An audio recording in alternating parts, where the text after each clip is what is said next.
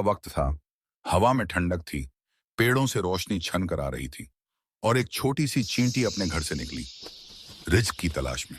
उसका दिल छोटा जरूर था, लेकिन हौसला बड़ा था। उसने अपनी आंखें बंद की, एक गहरी सांस ली और मुस्कुराते हुए सफर शुरू कर दिया। थोड़ी देर बाद आसमान पर बादल छा गए, बूंदें गिरने लगी, मिट्टी गीली हो गई, हर कदम मुश्किल होने लगा। चींटी बारिश से बचती, फिसलती, मगर रुकती नहीं। उसने अपने दिल से कहा, जो अल्लाह ने मेरे नसीब में लिखा है वो बारिश भी नहीं रोक सकती।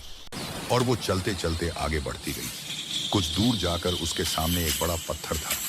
उसके लिए वो किसी भी पहाड़ से कम नहीं था। चींटी ने पहले उस पत्थर को देखा, फिर अपने छोटे पैरों को, लेकिन वो डरी नहीं।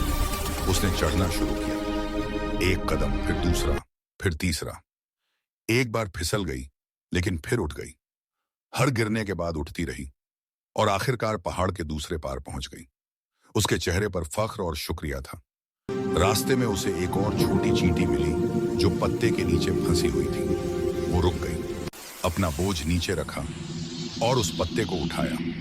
दोनों ने मिलकर एक दूसरे को मुस्कुराकर देखा। उस पल उसे महसूस हुआ कि इंसान या चींटी छोटी या बड़ी नहीं होती, नीयत से होती है।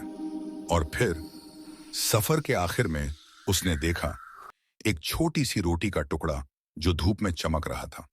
उसकी आंखें खुशी से चमक उठीं।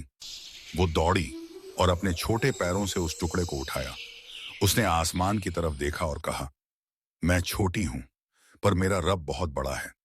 उसके दिल में शुक्र और सुकून दोनों भर गए। चींटी वापस गई अपने दोस्तों के पास। सब ने मिलकर रोटी का टुकड़ा बांट लिया। किसी ने कम खाया, किसी ने ज्यादा, लेकिन सबके चेहरे पर मुस्कुराहट थी। उस पल उसे समझ आया, रिज्क सिर्फ मिलना नहीं होता, उसे बांटना भी बरकत है। जिंदगी भी कुछ ऐसी ही है। कभी बारिश रुकावट बनती है, कभी पत्थर रास्ते में आते हैं, लेकिन जो मेहनत और यकीन नहीं छोड़ता उसका रिज्क कभी कम नहीं होता। चींटी की तरह अगर हम भी अपनी कोशिश और ईमान बरकरार रखें तो अल्लाह हमारे लिए भी रास्ते खोल देता है।